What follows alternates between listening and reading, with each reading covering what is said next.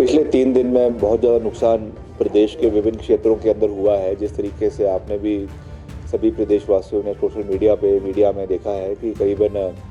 हमारा 24, 25 और 26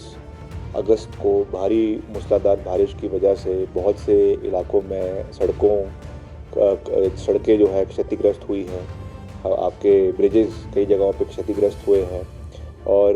26 तारीख को खास करके ज़िला कुल्लू के मनाली क्षेत्र में, ओल्ड मनाली में जितने हमारे ब्रिजेस थे वो बह गए हैं। हमारा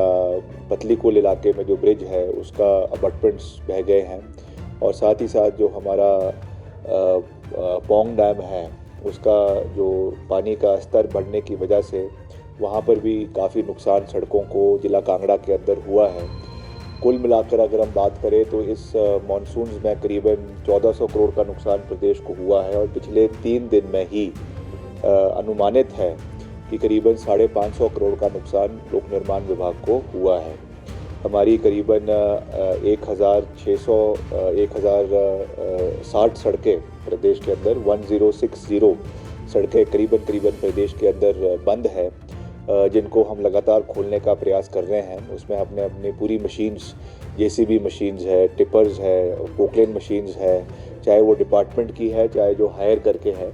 हर जगहों पे उनको लगाने का प्रयास किया जा रहा है और उनको खोलने का पूरा प्रयास किया जा रहा है।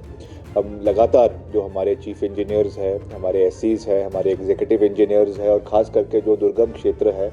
वहाँ के अधिकारियों के साथ मैं लगातार संपर्क में हूँ और उनका पूरा ग्राउंड रिपोर्ट हम लगातार ले रहे हैं। अभी विधानसभा का सत्र के बाद मैं खुद जो है वो कुल्लू का, मनाली का दौरा करूंगा ताकि वहाँ पे जो परिस्थितियाँ उत्पन्न हुई है उसको जल्द से जल्द वापस सामान्य स्थिति बनाने का हम पूरा प्रयास करेंगे। और वैसे ही बहुत सी हमारी सड़कें जो है और एक लंबा स्ट्रेच करीबन 550 से 600 किलोमीटर का NHAI के अधीन भी प्रदेश के अंदर आता है। तो हम पूरा प्रयास कर रहे हैं कि NHAI के साथ भी इन कोऑर्डिनेशन कार्य हो। मैं लगातार जो RO हैं NHAI के, उनके साथ संपर्क में हूँ। जहाँ पर भी हमको कोई रिपोर्ट्स मिल रही है कि सड़कें बंद हुई है या कहीं जहाँ पे कोई बोल्डर्स आ रहे हैं, कोई और ऐसी स्थिति उत्पन्न हुई है, उसको मद्देनज़र रखते हुए भी वहाँ पे मशीन्स जो है वो JCB के जो है आपके NHAI के द्वारा डिप्लॉय करवाई गई है। तो हम उनके साथ भी पूरे तरीके से कोऑर्डिनेशन में हैं और ख़ास करके जो आपका कीरतपुर मनाली स्ट्रेच है उसमें मंडी और कुल्लू के बीच में जो स्लो ट्रैफिक है उसका रिपोर्टिंग भी हुई है कि बहुत समय उसमें लग रहा है। तो उसमें भी जो हमारा डिस्ट्रिक्ट एडमिनिस्ट्रेशन है, डिप्टी कमिश्नर कुल्लू और डिप्टी कमिश्नर मंडी से भी मैंने इस विषय में बात करी है। वो भी स्थानीय जो वहाँ के PD है उनके साथ इन टच में है और उसमें पुलिस मूवमेंट के लिए जो भी कोऑर्डिनेशन डिपार्टमेंट की ओर से, पुलिस की ओर से, सरकार की ओर से करवाई जा सकती है, हम करवाने का पूरा प्रयास कर रहे हैं। और ऑल्टरनेट रूट्स पंडो और कुल्लू के बीच में जो आपका कमांद कटौला सड़क है IIT मंडी होकर जो जाती है,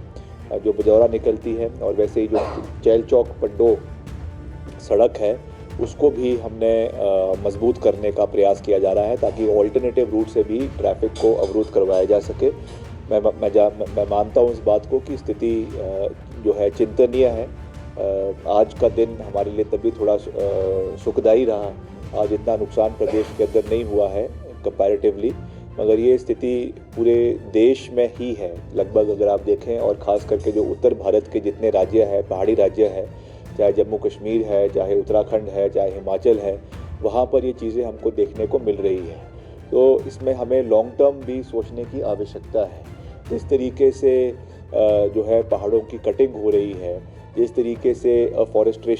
डिफॉरेस्ट्रेशन हो रहा है और जिस तरीके से ग्लोबल वार्मिंग, क्लाइमेट चेंज की समस्याएं आज उत्पन्न हुई है, उससे ये जो स्केल है इसका, ये लगातार इसका बढ़ता जा रहा है। तो इसके ऊपर भी हमें पॉलिसी डिसीजंस, एक तो होता है शॉर्ट टर्म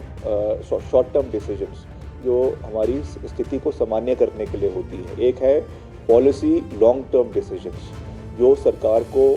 मिलकर केंद्र सरकार के साथ मंथन करके हमको उस पर भी सोच विचार करने की आवश्यकता है कि डेवलपमेंट के मॉडल पे किस तरीके से हमें इन चीज़ों को मद्देनज़र रखते हुए सस्टेनेबल डेवलपमेंट को लाने की आवश्यकता है। और अभी मैंने परसों भी ये बात कही थी कि हमको जो सैंक्शन